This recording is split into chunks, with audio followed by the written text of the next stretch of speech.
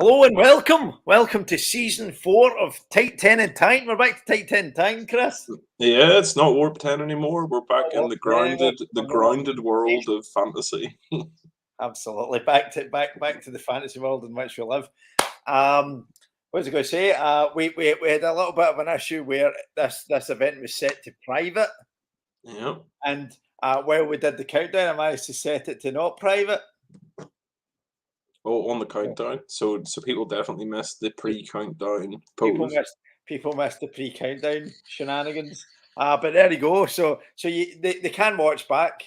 They can watch back, but there you have it. So there you go. There. So this is a new season.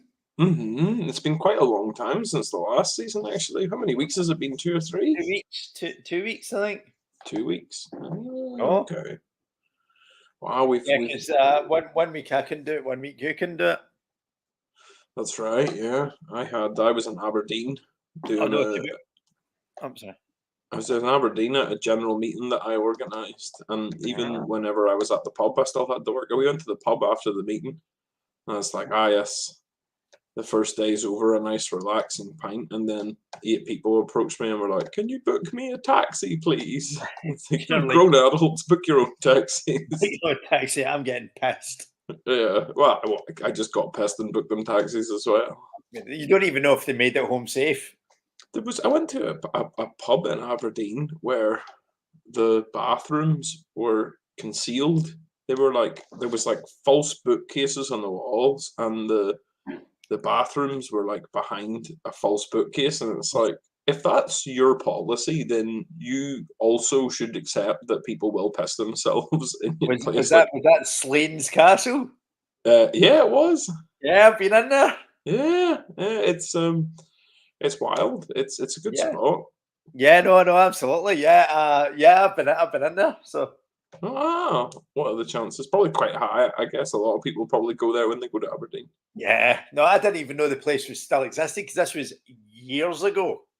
Yeah. Oh, no, it's still going strong. I just got a weird notification at the top right of my screen saying the instant replay is now turned off. Yeah.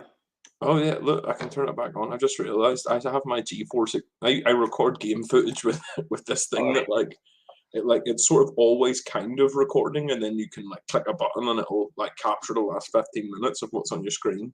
Oh, okay. And I've just realized I could do that with this stream. But I'm not going to. Catching the last 15 minutes of us chatting. I could record secretly the conversations we have before and after this and get us both cancelled.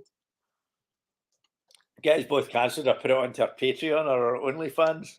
Yeah. Charge by the minute. That's the second time I've mentioned OnlyFans today. When was the first? I'm not going to tell you.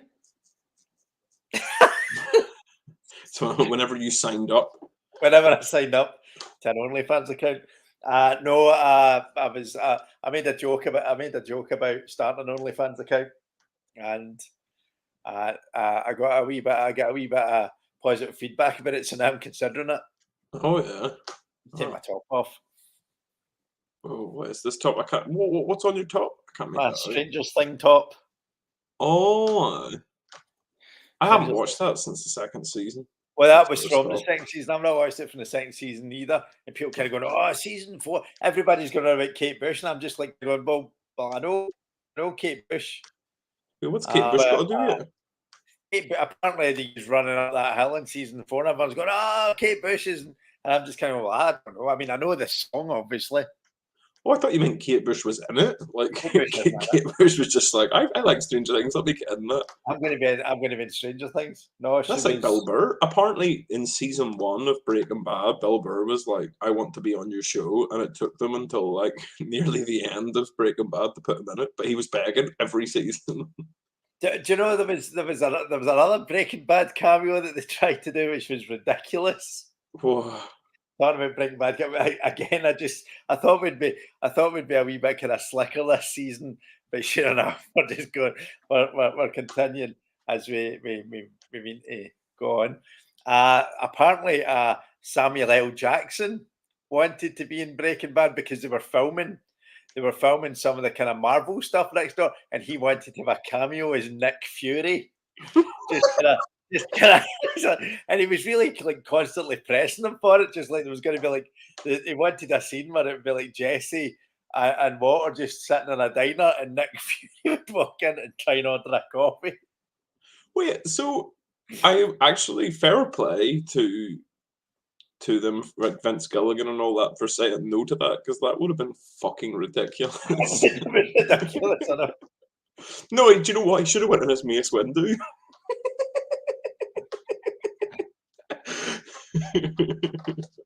Yeah, no, absolutely. He should have appeared as a different character every week. Yeah, we got Mace Windu, we got Jules from Pulp Fiction. What's he called? I can't remember what he's called in Django. He plays the old like slave, the head of the house. All right. What was When his you said name? Django, I thought you meant I actually mistook it for like that animation Rango. You know, and I was kind of going. That was good. I really liked Rango. Yeah, I know, but I was going, who was he in that? Nah, he wasn't in that, Yeah, I so, don't think. so yeah, it could be the kind of, but is he not like I don't want to say servant because he wasn't a servant, he was clearly, but is he not the slave of He was the head Leonardo house DiCaprio? slave. So yeah, so Yeah. so he just that'd be a bit strange. That one considering it's like set like about 150 years before. Yeah, but Star Wars presumably set like 10,000 years before. That's true. But I mean, Force Ghost. I don't know. It's true, yeah. There's ways It could have round been a it. force. That would have really taken me out of Breaking Bad if I saw a Force Ghost in the background. Imagine just kind of going. It would be like, did you ever watch Game of Thrones? Yeah. Yeah, it was just like when people just decided they didn't want to watch anymore after Ed Sheeran's cameo. That's right. This would have been the jump in the shark moment for Breaking Bad. Would have been like, Do you know, actually, of all the shows, Breaking Bad, you could probably get away with it if someone was just tripping really hard and, Yeah, no, and they absolutely. saw Mace Windu in a vision. It reminds me of that Frankie Boyle joke in a way, where it's like what, there's adverts for superintendents, and he's just like, why? He says the audience, like the customer base of that cannot be reached by regular advertising. You would have to take out advertising space on the side of stray dogs. Oh, so if you like it, you're already kind of indoctrinated into it. Yeah, no one's like at 35 being like, I fancy trying superintendents. Absolutely. You've just reminded me. See, we are going to continue off in tangents, but my friend Derek, who I was out with about a month ago. I was out with Derek and Chris. Derek lives in Belgium. And where? Sorry, you cut out. Derek lives in Belgium now. Oh, okay, Belgium. Right. And he was talking about alcoholism in the UK and specifically Scotland, and he just said that the best way to tackle alcoholism is the fact that we actually he basically thinks Belgium is better at everything. And if you're watching Derek, okay. I'm not saying you're not, but I mean you've just really become really part of this kind of cult of Belgium. And he said that the biggest problem with alcohol in Scotland, in the UK in general, but we were specifically talking about Scotland, was the fact that it's too weak. Alcohol's too weak. He was pretty much saying that you could solve the problems of alcoholism if all the beers went 4 or 5%. But he says you kind of Belgian beers are usually kicking about 9.5%, and he says, and it turns that into a kind of sipping drink. And then I just went, wait a minute, Derek, you and I used to drink cans of super in our pal Andy's house every Saturday night. And you did not sip it, and then you could see it clearly spoken to dozens and dozens of people about this. I went, yeah, Derek, you're right. And then I just hit him with one logical argument. They went, all right, yeah, no, you're right. Yeah, I remember once in Dundee having 7.5% beer, and I was sick a lot that night because I was just drinking it like it was normal beer, and it was like basically 2 pints for every pint I was drinking. I'm never sick on alcohol because I don't like to kind of waste any of it. But I remember there was a time I was in a beer garden in the summer, and there was this kind of summer beer. It was a microbrewery. It was the West Brewery. But I don't know what I'm pointing. It's miles away. The West Brewery, uh, you know, they had this kind of summer beer, and it was about 8%, and I didn't know, and ordered Yeah. it, and just went, "Oh, that's the new summer beer." Again, pointing as if I'm in the West Brewery right now, just kind of pointing at the And time. also, a lot of the time when you point, because you're using that background, your hand just fades into the background. Disappears, yeah. Oh. Yeah. So I was drinking this, discovered that it was 8% after the second pint, and it was a hot summer's day, and I ended up crashing out on the grass in this beer garden. A mixture of the heat and the alcohol. I don't know why I had trouble with just a mixture of the heat and other extenuating circumstances. Just a mixture of the heat and that thing I was directly talking about a moment That's ago. only moments ago. Do you know? Funnily, we should mention alcohol because today, as we have said, is like Bizarro World, because this is like one of the few streams where I'm drinking and you're not. Yeah, because normally I'm on the rum during these streams. And I Normally, am on rum during yeah, this stream. good lord, yeah, the cracking. So yeah, normally I'm having a Tuesday night bottle of rum. Apologies to any work colleagues that are watching.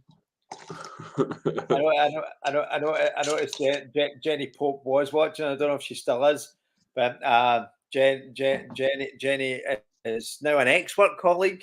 So there you go. Oh, Because she fair used to enough. drink too much rum on a Tuesday night as well, and they get rid of it. No, I'm only joking. She's moved on.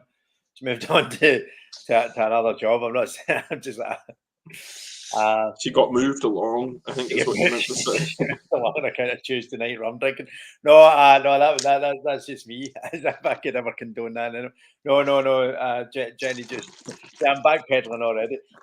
Jenny has just moved to another job, and she's missed because she's lovely. There you go. Oh, there you go. A good review for Jenny. Good review from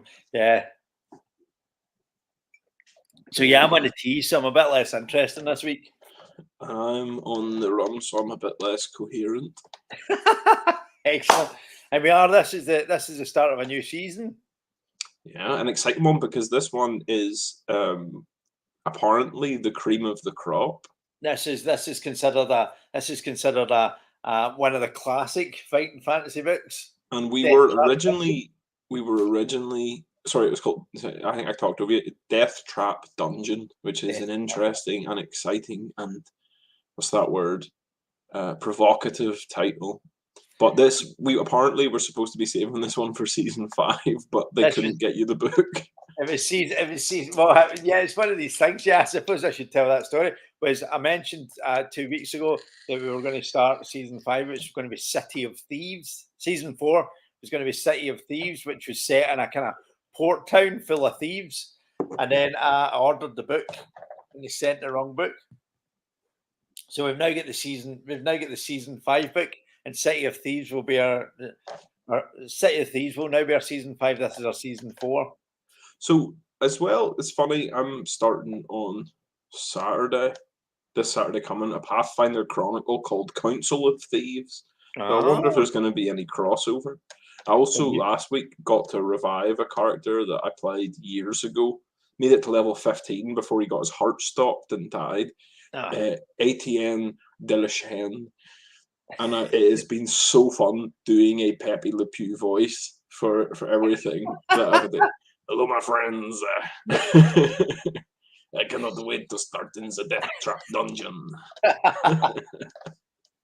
It's like the most stereotypical French accent ever. It's brilliant. Excellent. I love doing it. I remember years ago. A big group of us were in Skye, and there was a French girl. Skye takes the heart. Sorry, that's a Proclaimers song. Oh right, yes. So so we were in Skye, and there was a French girl there whose name completely escapes me because it was 100 years ago. And there was a point where me and my friend Michael were talking about something, and she just looked directly at us and said, "Oh la la." And we just stopped. We were talking and we just kind of went, "Do French people really say that?" We're just genuinely excited. I'll be honest. The French accent does stuff to me that it shouldn't, that, and the French accent. that would have been me seduced immediately. I was immediately seduced. I loved it. Just by the fact that I'm still about 15 years later talking about the one time a French girl said "ooh la la" Yeah, to me. to be fair, I Absolutely. watch a couple of French streamers, and I've never heard them say "ooh la la." Yeah, I was genuinely excited by the whole scenario. Do you know, I've taken to not recently, I suppose, for the last couple of I've taken years. some racism. I've taken. Do you know I've just taken up racism recently? I never fancied it before, and suddenly it's agreement. No, no. I've taken to saying a lot. Ay ay ay, right? If someone goes like ay ay ay, just Ay, because ay, ay. it rolls off the thing, and I watch a lot of, or I watch one Spanish streamer, and he says it a lot, but I was interviewing a Mexican lady for work recently, and I said, "I," and I'm like, I hope she doesn't think I'm doing that just because she's here. Like, I've been doing this for years. It would be like if you had taken up saying "ooh la la" a lot, and then you were around a French person, you'd feel a bit like, "Oh, I really hope they don't think that's because they're here." Yeah. Hope they don't think that I'm just suddenly saying this because they're here. Yeah, yeah, yeah. Like I'm mocking them or something. But yeah, I've been saying "ay ay ay" for ages. The absolute worst thing you could do in that scenario is then try and justify yourself. No, Yeah, no, all I right. always say that. No, I didn't mention it, and she didn't mention it, so we just moved on, but I didn't say it again. Just moved on. This is a bit easier for everyone. Just moving on. So yeah, so this is Death Trap Dungeon. I was looking to try and get some backgrounds because I've started to put kind of virtual backgrounds on. A word of advice: if you're on Google and you're like doing a virtual background for a game book called Death Trap Dungeon, maybe don't type Fantasy Dungeon Yeah. images into Google. Uh, you'll thank me later. Yeah, yeah, like, especially not Death Trap, Fantasy Exactly. Dungeon. It's like, this is gonna be like this is the stuff you get in evidence rooms. So I already look like I've ended up in jail. Yeah, it does look it's quite weird, especially since it doesn't actually fill the frame. It's like it looks like you're, like, trying to conceal the fact that Oblivion is sat there behind you. Yeah, It's like a there's pure this white little bit background. here. I realised that I'm actually pointing at it with the cursor on my phone, and nobody can. No, no, you need to circle the face slowly. I told you that story before. Yeah, you told that on stream. I know. Oh, it's so creepy. I Yeah, still think that is one of the creepiest. Like, obviously, there's a lot more creepy things you could do, but like subtly, that is one of the creepiest it things you can do. absolutely is. With that kind of lack of understanding that maybe somebody's actually aware of the fact you're doing it as well. It was Yes, it you was are the quite. one I have selected. That's it. I know. Just and then they never appear on another kind of work stream again. You go, what happened to them? So it's like the premise of a horror film. Who will be next? Well, They did a Zoom horror film, didn't they? I'm sure they've done more than one. I don't. They did one ages ago with what you call her Maisie Williams in it. I am thinking of the right. Maisie Williams is the girl who was in Game of Thrones, right? Yeah, Maisie Williams in Game of Thrones. She's also There in was. the Sex Pistols show. You Oh, know the one okay. that's on Disney Plus. Oh, I didn't even know that. I don't have Disney Plus, but or Netflix anymore actually. But she was in this film. I can't remember what it was called. Like Cyber Stalker or something like that. And it is the whole film is done from web cameras. I'm sure there's been a few like that. Yeah, no, absolutely. There was one that was, I think it was originally on Shudder. You know the you Oh, need I to need pay to get extra that. channel. And I'm sure they kind of, you know, as soon as lockdown happened, somebody said, well, do you know what, we'll make it. But like 3 weeks into like COVID, they had already just kind of produced and written this film, and people, you know, it was all They very kind had of someone had that on the back burner, or it's just such an easy concept that only takes 3 weeks to write. absolutely, and they're just, and Do you apparently know? it was really good, but I can't remember the name of it. I remember do you remember Inside, the Bo Burnham special that he did Yes, during lockdown? It was brilliant, and I remember it was really good. it was incredibly depressing, but it was. I remember a review for it stating that it was the first of the sort of masterpieces from that era, and Yep. then the rest of that era played out, and I never saw any other masterpieces. First and It's the last. only good thing that happened during That's COVID the was only good Bo thing. Burnham's special. Have you seen the outtakes? No. There's like another. It's about the same length again as Inside, but it's Oh, stuff that really? didn't make the cut, and I think it's called Inside Outtakes. I think it's on YouTube. Yeah. Oh, I'll have to watch it. I need to send you the link, but some of it's just should have been on. You know, they Yeah, should have. it's that good. Oh, Yeah, I should watch that. I mean, I yeah. can't No, imagine. no. It's the What's that? only one I can imagine that the outtakes being more depressing than the Yeah, actual show absolutely. because, like, the mental state. I don't know how much of that's put on or how much I he don't know actually had either. a full mental breakdown during it, but I like, know that he had suffered before from mental health issues because that's one of yeah, the reasons he kind of stepped away from comedy. But you don't know the extent to which he's kind of embraced it for his art, or yeah, he was having panic attacks on stage, which is quite yeah, common in like sort of younger performers who get huge. Because it happened to someone else, but for the life of me, I can't remember who it was, but somebody else it happens to me. stepped away. I think it happened to I think it happened to Jamie T. Do you remember Jamie T? Yes. Jamie T took like it was a 9 year gap between. I mean, I love all of Jimmy T's work. I think he's brilliant, but there was like a 9 year gap between I think Kings and Queens, and then Trick was his next album after that, and it was like 9 years because he was just because his first album's called Panic Prevention because he used to Yes, have that's panic attacks as great. a kid. But I could be wrong. I saw him live in Belfast. It was brilliant. But he just, yeah, just. I don't think people appreciate the mental health implications of doing anything on stage. Turin especially it's Yeah. gonna be very tough. I've never toured. You've just reminded me of something I was going to say kind of earlier because I was going to No. make a comment about touring. And when I kind of let you take the heat last week for cancelling because I had to cancel anyway because I was headlining the Junkyard. Oh, okay, fair enough. I could have probably just about done both. Really. How did that go, by the way? Uh, oh, it went really well. It That's did. awesome, man. It was a really good night. I really enjoyed it. Sounds dead arrogant, you know, when you say, "Oh, how did you do?" And yeah, oh, I was brilliant. I No, was really good. I mean you're the first person to know if it went well or bad in a Absolutely. Well, comedy in my show. opinion, it went well. But we also know that there are some quite deluded people in comedy Yeah, that there are. you know That's true. I hashed mean, it.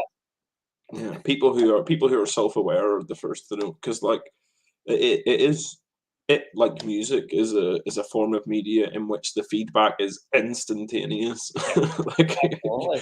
you know as soon as you tell a joke if it went well or badly.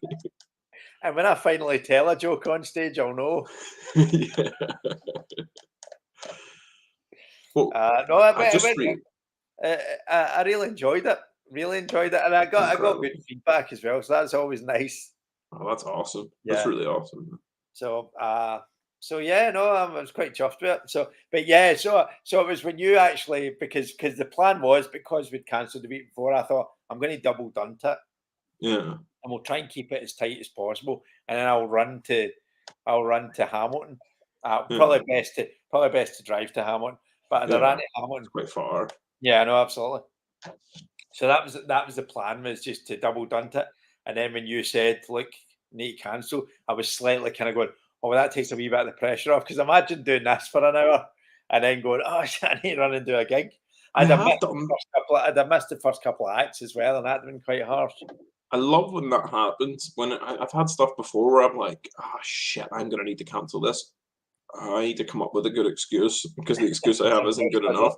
And then somebody else cancels, and you're like, "Thank fuck." I've admitted that I let you take the fall for it though, so that's fine.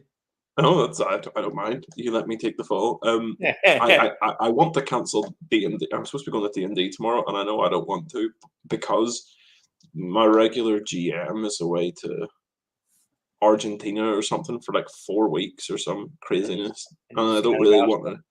I can't really be arsed doing a one shot. I'd rather just continue the campaign, but he's not going to be there to continue it, so I just don't want Yeah. to go. So if you're watching anyone from D&D, don't be surprised when I text tomorrow afternoon and be like, "Oh shit, I can't come." I did say last week that because I had to cancel last week. I did say last week that I would be there with bells on this week. You've Cool. over egged it. Yeah, with bells on. I'm gonna Just- have to like say I got shot or something. So, we need to by the end of this, if we don't do any honest to God question, by the end of this, we need to come up with a valid excuse Yeah, we need why to come you're up not with on something. tomorrow. Do you know? I feel like we should probably get started soonish, just Probably. because I think this is like going to be a jam session, and I don't want to leave the character half jam. Absolutely. No, this is for anybody that's kind of not watched before. We're going to generate Chris's character. Normally, Chris, as you can see, has a kind of character name beside him. He doesn't because we're going in raw. This is the beginning of season 4. Let's see if we can beat. What's the record? 12 episodes. Was it 12? I thought it was 13. I think season 3 was 12 episodes. Oh yeah, because the death came right out. No, oh my god, 2 people killed themselves. Yep. That's right. That's And right. then That's this it part. was so because we did the alternate ending, and the alternate ending was the exact same except minus the 2 people killing themselves. Exactly. And it looked like in hindsight they get the easy way out. Yeah, they did because the rest of us got compacted into a black hole. Yep. which I don't know, like if your perception of time, I mean that could last forever depending on how space time warping works. Like you could, because you can't perceive the light that escapes the black hole. Perhaps from your perspective, it takes forever, or it's instant. I don't know. I A don't. mixture of both. Somebody wake Stephen Hawkins up and And ask him, yeah. oh, yo, Steve. Right, so Death Trap Dungeon. The horror of virtual backgrounds. There we go. You always That reserve the is a perfect snake. spot. That's definitely a snake. It's a snake-like creature. Yeah. So if anybody's not watched Type 10 and Time before, what we're doing is I read out a classic fighting fantasy game book. I'm the games master, although I have very little to do. I'm more of a narrator. And then we have a little bit of banter, and Chris makes all the choices to try and guide himself through this quest. I've got a good feeling about this. I think this is the first one you're going to win. I thought I thought we did win it, but then the 2 suicides and black hole fucking run. So I'm not even going to come into this with high hopes. I think we're going to die as the quickest we've ever died in this one. That's And how this I'm could be going to the do it. first episode. Yeah, I reckon. No, we'll probably even start this episode, but next week I'm dead. I actually do want to know of all the books. I wonder what the least possible number of want to know which book has the least possible number of choices from starting to dying, and I don't count that one from the previous book where you can get turned into a frog right at the start. Oh, that's right. Absolutely, yeah. Because that's not a proper death. That's getting turned into a frog. Yeah, absolutely. And you have just reminded me was that I bought a game book for it's like drug deal. I got one for personal use. Anybody caught me with, I wasn't aiming to distribute.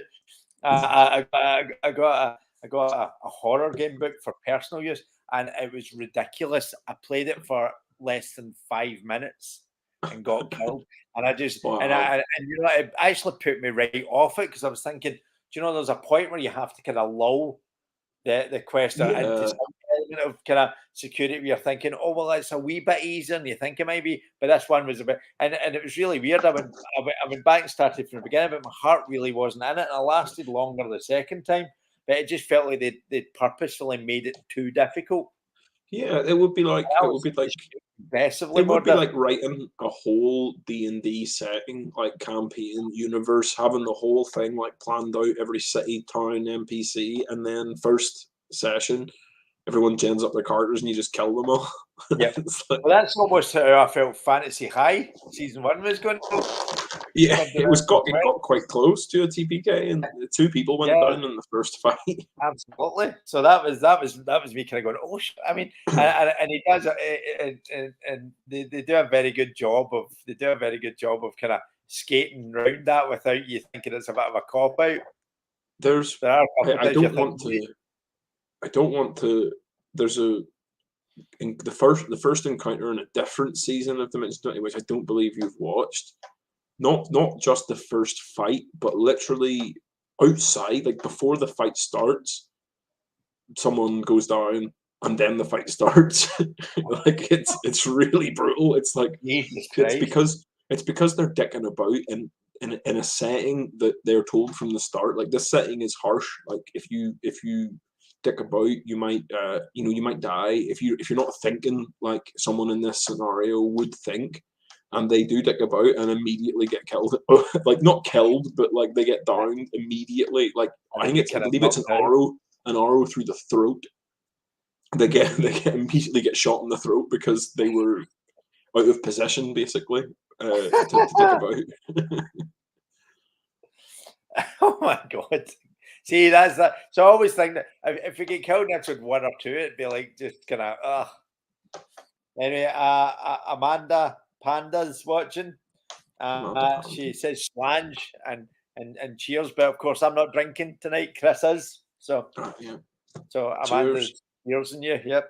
I'm horribly jealous. I'm not. Today has been a struggle. Just trying to keep myself together for this. So I know. When did you start? I started drinking at noon today. And in the last, an hour before the stream, I had a lot of coffee, so I'm okay. I had a lot of coffee and a shower, so I'm okay now. Excellent.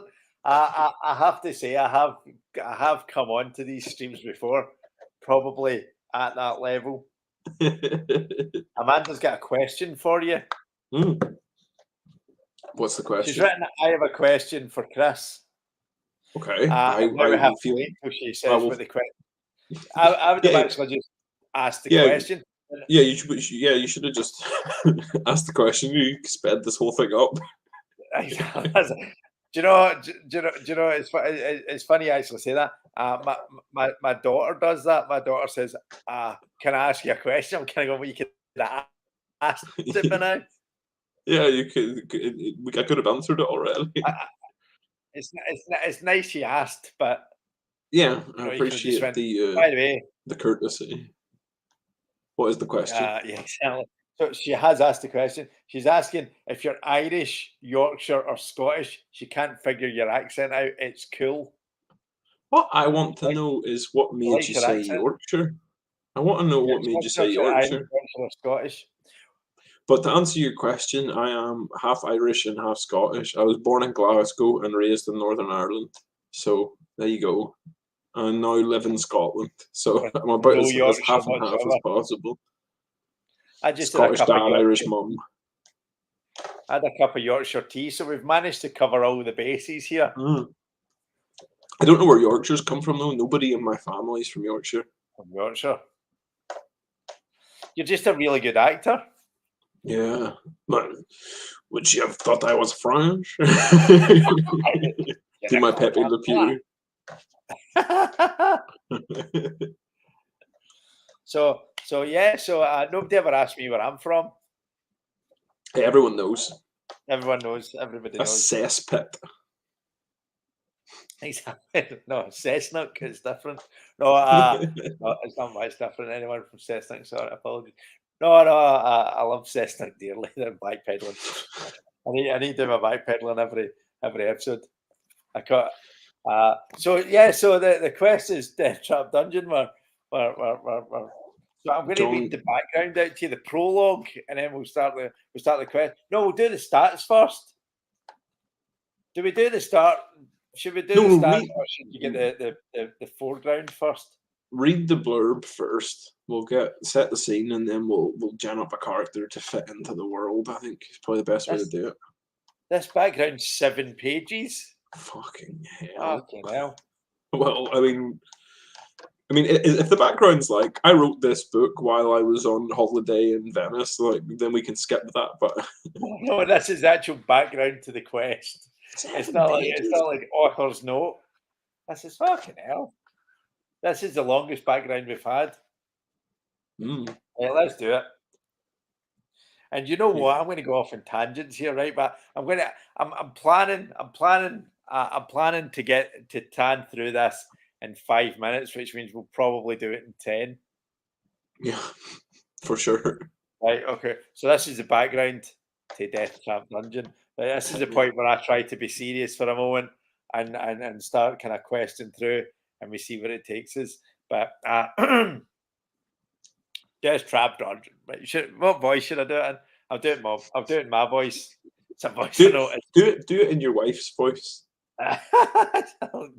No, I will not.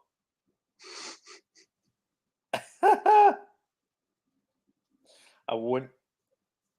I definitely I did won't. not hit her. I did not. Yeah, I'll do it. I'll do it in the voice of Tommy Wazoo. yeah, Tommy Wiseau from The Room. Oh, hi, Chris. So, how's your sex life? Right, okay. Just getting weirdly nervous about having because It's I'm, u- 7 pages. I'm used to I'm used to like doing a couple of paragraphs and then we have to make a choice. But 7 pages Yeah, almost feels like I'm auditioning to read an audiobook. yeah. Just imagine that you're trying to go for the role of Dr. Gregory House. Is that when when Thingy did that? Sorry, I'm just obviously trying my hardest to not do this, but when Hugh Grant did that, he was filming a film called Flight of the Phoenix. Sorry, did you say Hugh Grant? Yeah, but I meant Hugh Laurie. Hugh And Grant Hugh would have been a Laurie, very different Doctor. Gosh. but when Hugh Laurie auditioned for that, he was filming a film called Flight of the Phoenix, which was about a plane that crashes in the desert, and it's a kind of actiony romp type thing. And the producers had no idea that he wasn't American, so apparently did a Yeah, really good kind of I've seen interview. some very I've seen some crazy posts, like comments on a bit of Fry and Laurie, people saying how great Hugh Laurie's English accent is. Oh, exactly. It's just bizarre, isn't it? It's got this guy's Yeah. really good. He does English very well. Anyway, so I'm not going to do it as Gregory House, right? Or Tommy Wiseau. Right, okay. But I'm going to do it as John Carruthers, which is the only way I can do it because No. it's the only thing I know. Fair enough. I'm not going to do it in an Irish or a Scottish or a Yorkshire accent. You probably could, and Amanda would appreciate it, but here we go, right? So here we go. Death Trap Dungeon by J.R. Hartley. Right, we're starting. just start, man. Pull the Okay, plaster up. exactly, just put on the plaster. 7 pages, man. 7 pages. It's getting nearly a book. Just for fuck's sake. Right, here we go. Right. Do you want to just roll for stamina and stuff first? No, right, here we go. Right. I'm going to try not to do it. I'm worried that I get part of the way through it and start to try and do a mystical voice. Just In the change year it time. up. Oh, well, Every paragraph, switch accent. you know, you might go into something there. I might do it just like that. We should Look how probably, beady my eyes are. I have such you beady should get, eyes when I don't have glasses on. you should get me to flip genres. Have you got? Yeah, but most caricatures do, don't they? It's just kind of go. Whenever you see cartoons of people, they've got the glasses, they seem to come off and look like a pensive mole. Like it's like my eyes actually get bigger when I have glasses on. When they come off, they shrink. It's like my eyes expand to try and fill the glasses. They're not particularly like thick glasses or anything. They're just normal ass glasses. Just normal ass glasses. I have to say, just since I've been on this street, I've realised that my headache's gone. Oh wow, Yeah. that's seeing my face. That's what. I That's what think it I is. think I think that might have something to do with it. Yeah, I think I was just stressed. I was worried about having to read this 7 pages out. It's pushed the headache right out. Pushed the headache right to the back. I'm just ready. I'm just about to have an embolism now. Right, here we go. Right. Despite its name, that's us starting. Despite its name, Fang was an ordinary small town in the northern province of Chiang Mai. I can already tell that I'm going to end up doing like a kind of racist caricature Chinese voice now, because that sounds quite right. Situated in the banks of the River Cock. Right here we oh no. I should have proofread this first. The River Cock. There we go. It's KOK. It's KOK, but it's hard. It's hard. It's hard for me. I mean, That hit me so off guard. I was not expecting the River Cock. Situated in the banks of the River Cock, KOK, it made a convenient stopover for river traders and passengers throughout most of the year. Everybody, all river traders and passengers, always make a wee stop off at the River Cock. Yeah, I mean, bridge over the River Cock. It's a pilgrimage. The amount of traders and passengers I've had on mine. A few barges, rafts, and sometimes even a large sailboat could usually be found moored at Fang. But all that was long ago, before the creation of the Trial of Champions. Oh, the premise. Anyone expecting that? Now, once a year, the river is crammed with boats as people arrive from hundreds of miles around, hoping to witness the breaking of the ancient tradition in Fang and see a victor in the Trial of Champions. On the 1st of May every year, warriors and heroes come to Fang to face the test of their lives. Survival is unlikely, yet many take the risk, for the prize is great. It's a purse of 10,000 gold pieces and the freedom of Chiang Mai forever. Wait, do you mean it's 10,000 gold pieces, or it is a purse that is worth 10,000 gold pieces, like a Nobody knows yet. They need designer purse? No, beautiful. It's accessorized to suit your specific style. Just says cock on the side of it. It just says cock. I came to Cock and all I got was this lousy t-shirt. Has anybody seen my cock purse? I can't find my cock purse. It's the only cock purse in history. However, to become a champion is no easy task. Some years ago, a powerful baron of Fang called Sukhumvit. They're just asking for a way. Sukhumvit. Are they just trying to suck on it? Are they just trying to? Are they taking the piss here? Right? Decided to bring attention to his town by creating the ultimate contest. With the help of the townspeople, he constructed a labyrinth deep in the hillside behind Fang, from which there was only one exit. The labyrinth was filled with all kinds of deadly tricks and traps and loathsome monsters. Sukhumvit had designed it in meticulous detail so that anybody hoping to face its challenge would have to use their wits as well as weapon skill. When he was finally satisfied that all this was complete, he put his labyrinth to the test. He picked 10 of his finest guards and, fully armed, they marched into the labyrinth. They were never seen again. The tale of the ill-fated guards soon spread throughout the land, and it was then that Sukhumvit announced the first Trial of Champions. Messengers and news sheets carried its challenge: 10,000 gold pieces and the freedom of Chiang Mai forever to any person surviving the perils of the labyrinth of Fang. Can I just point out that does not prove that the labyrinth works? In fact, if you send 10 people in and none of them come out, all that means is maybe there's you forgot to connect it all up. Well, that's fine. They still doesn't need to give 10,000 gold pieces to people. I guarantee it costs more than that to build it. It's a false economy. It's clearly a front for a money laundering operation. We go in and they never come out. It's just a crack down in there. I'm never coming out of here. This could be the best quest ever if you just go into a dungeon and get absolutely fucked.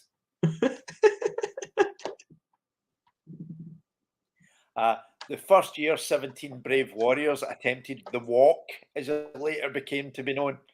Oddly Not one specific real- number. Exactly. As the years passed and the Trial of Champions continued, it attracted more and more challengers and spectators. Fang prospered and would prepare itself months in advance for the spectacle it hosted each May. The town would be decorated, tents erected, dining halls built, musicians, dancers, fire eaters, illusionists, and every sort of entertainer hired, and entries registered from hopeful individuals intent of making the walk. I've just realised a every lot of this May? is worthless. No wonder this is 7 pages. I didn't need to know that they are hired jugglers. Yeah, it's really on this. I'll be honest, the other ones, it did feel like it was lacking in detail, but this is too much. It's a bit too much. Exactly. The Forest of Doom, it was like you walk into a forest and get told you need to find 2 bits of a hammer. Forest is over there. Off you go. Yeah, go, just turn you loose. This And is like, whenever this place was built, they hired jugglers. Exactly. What I don't understand, so is it every year? Every year, the first of each year. It said dance halls are built. They're built every year. Why don't they just keep the same one? If it was once every 20 years, I'd understand. Tents were erected and dining halls were built. Just keep the dining halls there. Like a pop-up restaurant. Yeah. It's only good for one day. I don't know. I love the fact that we're concentrating so much on. Do you know what? It'd be great if, like, 3/4 of the way through the quest, you're like battling some sort of Hydra or something. And you kind of go, why do they need to rebuild the dining? We're up against the Sphinx, and it's like, what was the entertainment around jugglers? Jugglers? Yeah, maybe we need to be paying real attention to this because it comes important later on. I doubt it. Yeah, The last week of April found the people of Fang and its visitors in wild celebration. Everybody sang, drank, danced, and laughed until day broke on the 1st of May when the town thronged to the gates of the labyrinth to watch the first challenger of the year step forward to face the Trial of Champions. We're now at the top of page 3 of this 7-page monologue.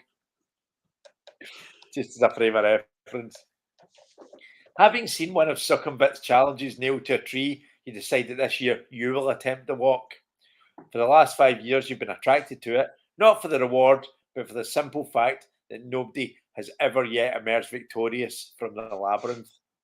You intend to make the champion is crowned. It's not a great reason. It's like, oh, I would like to go into this room only because nobody has survived going into this room. Nobody's ever survived this. I'm going to give this a go. From that, we can imply that our character is suicidal, so we'll have to consider that. You're depressed Frank is your character's name. Gathering up a few belongings, you set off immediately. 2 days' walk takes you west to the coast, where you enter the cursed Port Blacksand, which is where you were supposed to be. Port Blacksand was the name of the city of thieves. So that's if you go back to an adventure that wasn't had. A different life. It's a call forward. It's forewarning. A call forward because we're going to do that for season 5. Wasting no time in that city of thieves. You buy your passage in a small boat sailing north to where the River Cock meets the sea. There's a chat line. Can my River Cock meet your sea? What is it? I got a feeling that the what is it? I got a notion that the motion of your ocean makes small craft advisory. Bloodhound Gang lyrics. And from there, you raft up river for 4 days until finally you arrive in Fang. The trial begins in 3 days' time, and we're about to go into great detail as to what you're going to spend the next 3 days doing. It's only halfway down page 3. Now, the trial begins in 3 days' time, and the town is in an almost hysterical mood of excitement. You register your entry with the officials and are given a violet scarf to tie around your arm. informing everyone of your status. For 3 days, you enjoy Fang's greatest hospitality and are treated like a demigod. During the long merriment, you almost forget your purpose in Fang, but even before the trial, the magnitude of the task ahead begins to dominate your thoughts. Later, you're taken to a special guest house and shown the room. There's a splendid four-poster bed with satin sheets to help you rest.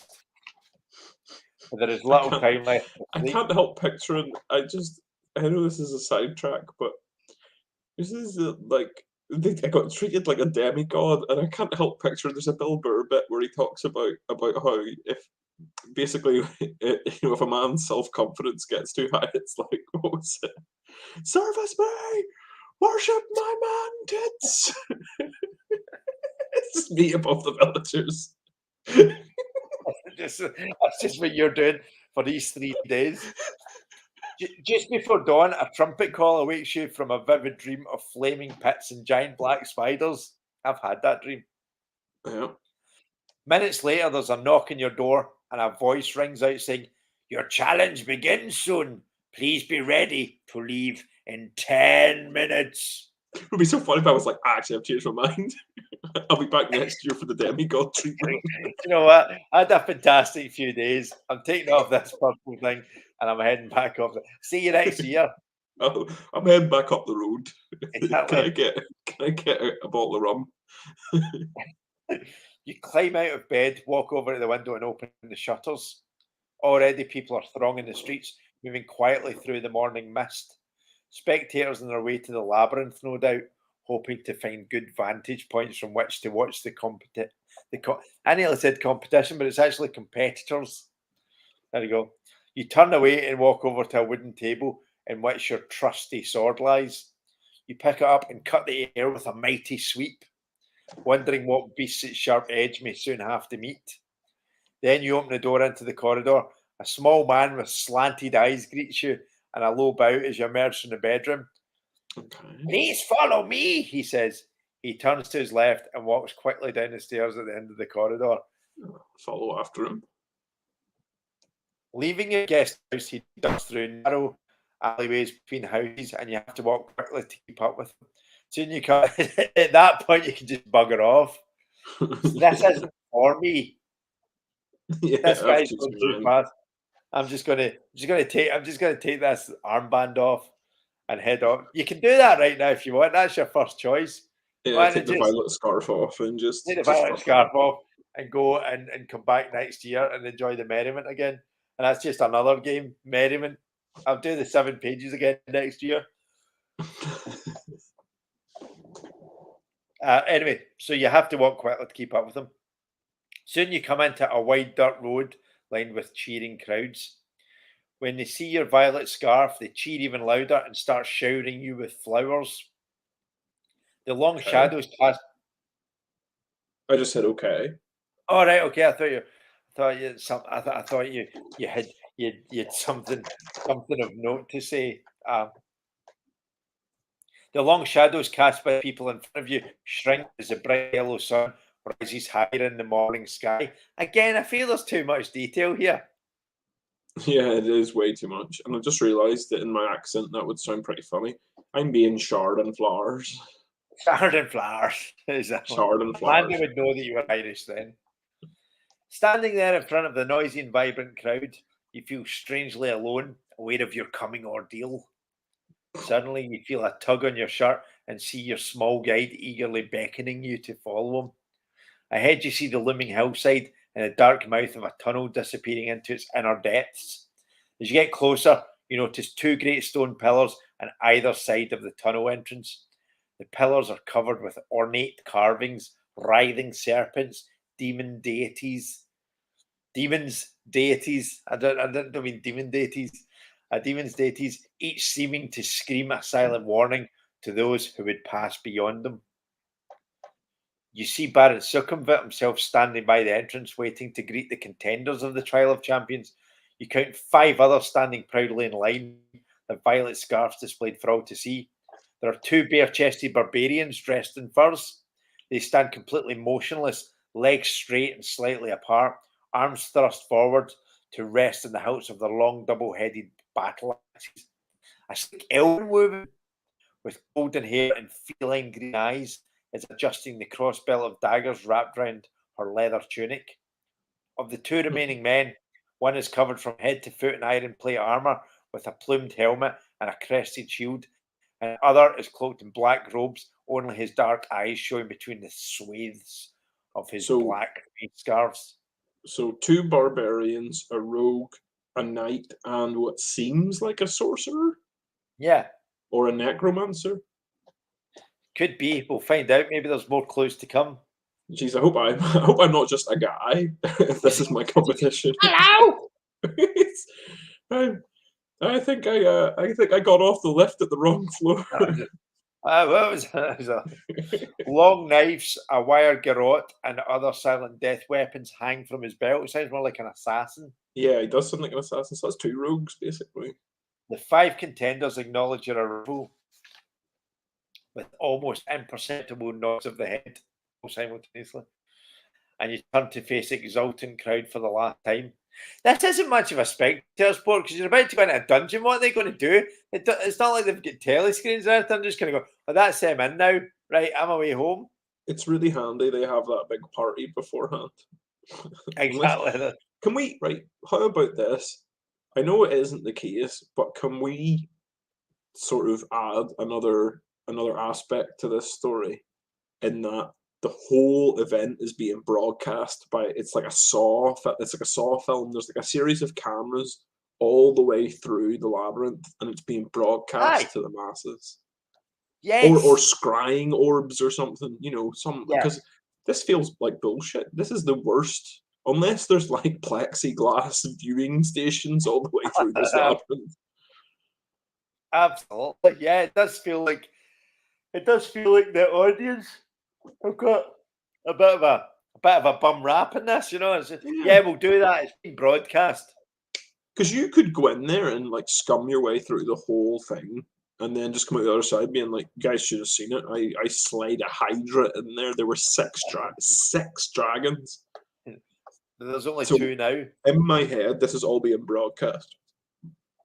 Yes, in my head too. Also, it's been broadcast. It's been broadcast on Twitch, Facebook, and YouTube. Suddenly, a hush falls over the crowd as Baron Succumbit steps forward, holding 6 bamboo sticks. You draw one from the outstretched hand and read the word fifth. I thought these were like weapons. They're like, and of course, they've got their knives, they've got their double-headed axes, and for you, the customary 6 bamboo sticks.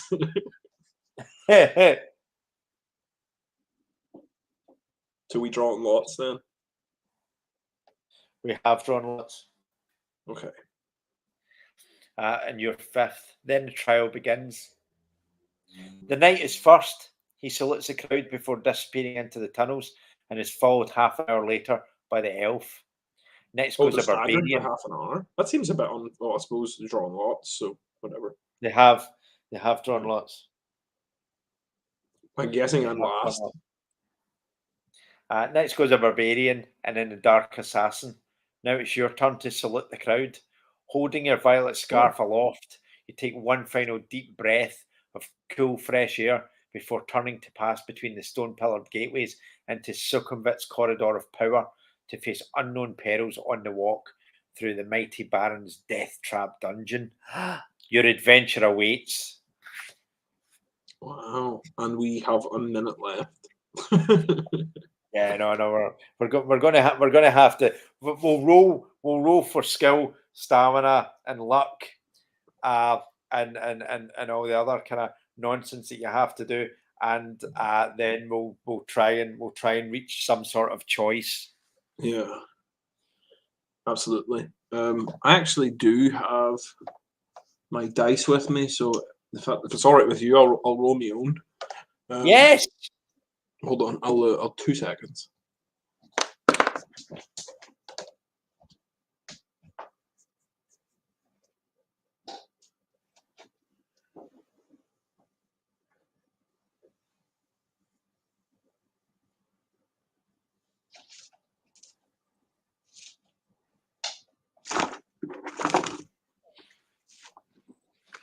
So I'll just tell you what we need to do.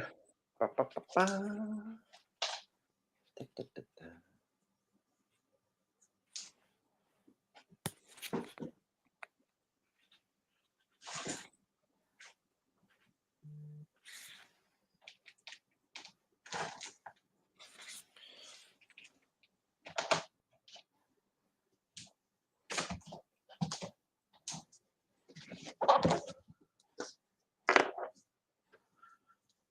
Okay, never mind. Why? You I'm positive this has happened before where I've been like, I have my dice on me, and then it's because it's dark in here and my dice bag is made of black velvet and all of my furniture is black. So in the time it would take me to find it, fuck it. It's here somewhere, but I can't be arsed.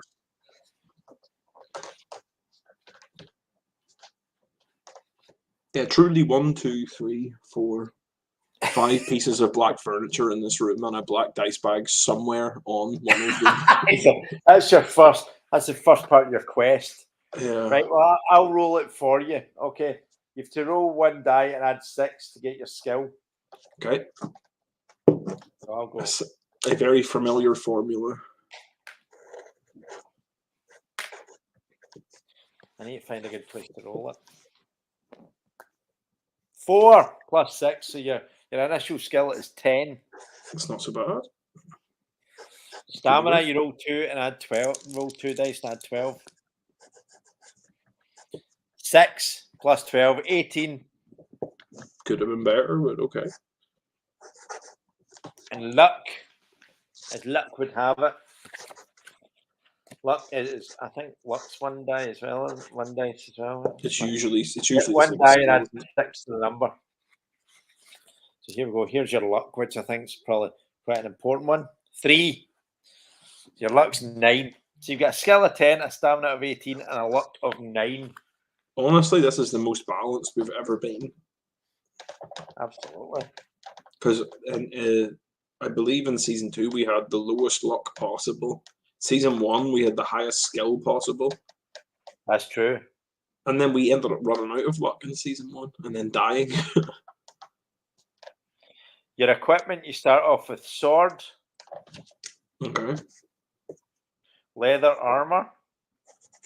Sure. And a shield. Handy. And you've got a backpack containing provisions. And a lantern to light your way. Okay. Shield, backpack, and lantern.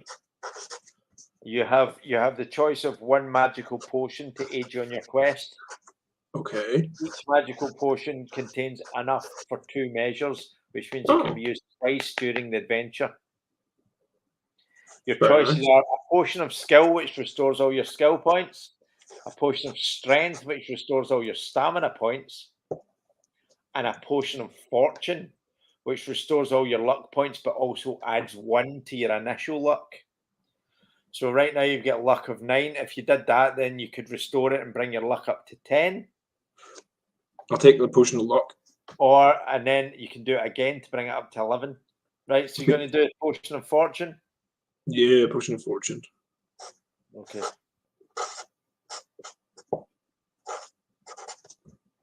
It can be taken any time. Well, I don't want to take it right now because luck is the one that at least in the previous games, anytime you rolled luck, it reduced 1 from your total.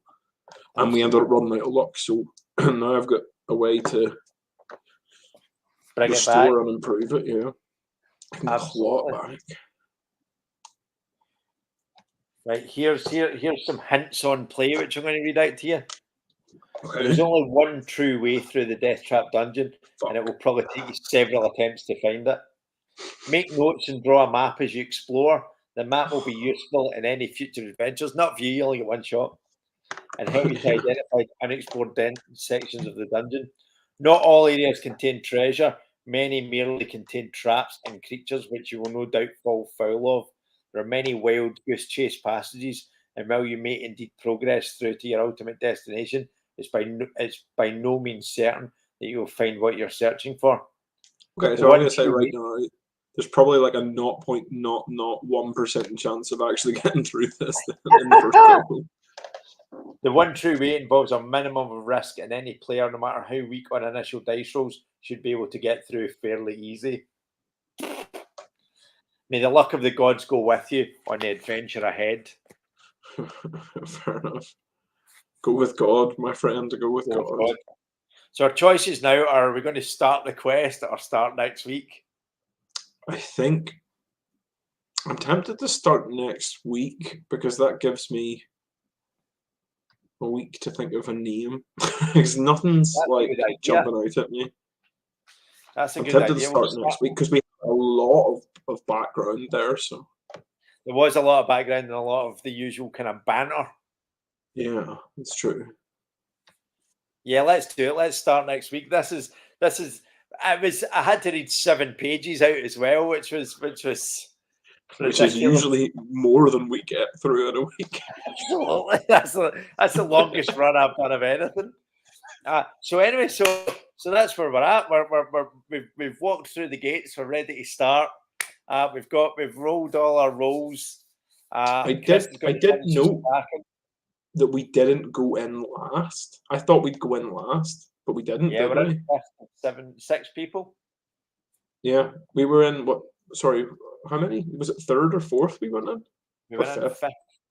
5th. So there's somebody. There's 5 in front of us, or 4 in front of us, and 1 person behind us. Yep. And I think is it not the elven ladies behind us? Well, you're about to. I'll read it back to you. The knight goes first. Yeah. Followed half an hour later by the elf. Oh, okay. So she went in 2nd. Next goes the barbarian. Okay. And then next the dark assassin. So then there's a barbarian behind us. Yeah, there's another barbarian behind you. Oh God. That's not the one you want. No, actually, the assassin's the one you don't want behind you. Yeah, you don't want the assassin behind you. That's like where he specializes. Yep. So that's where we're at. So exciting times. Yeah, it is. The fact that we actually have named, well, sort of named opposition. Like, I know at some point we are going to have to either ally or betray or just straight up have to fight one or all of those. Yep. I imagine that you're going to come across them. Yeah. Yeah. Exciting times. This is good. Mm-hmm. This is a good one. This is. No, I'm excited. It's meant to be the best one as well. Yet. What's that? I know. It's meant to be the best one as well, isn't it? Yeah, no, it's definitely one of the kind of classic early ones. I always had a special place in my heart for the Citadel of Chaos. You know, the first one we did. The Citadel and I love the Forest of Doom. I like them all. I like them all, but this one's a classic. This story spawns 2 sequels. Really? We'll have to get through those at some point. Yeah. So there you go. The second one's called Trial of Champions, but I can't remember the third one's called for life me. But so I think this is the only Fighting Fantasy story to spawn 2 sequels. Some of them have spawned 1 sequel, but this one spawned 2. That popular. What I think is refreshing about this one is that all of the rest of them, except for the Space Traveler one, the rest of them were like, there is an evil guy. Like, there's an evil guy. He is in a tower or whatever. Yep. Go and get him. This one is like completely different. There is no enemy to defeat. We just have to get through. Absolutely. Yeah. So, well, maybe that's it. Maybe people are getting annoyed with the formula. And it's nice to have a little break from tradition. Absolutely. So anyway, so that's where we're at. That's where we're going next week. Guys, this has been episode 1 of season 4 of Titan 10 on Titan. This has been Chris Ashworth. And this has been John Coronas. Good night. Hey now. Sayonara.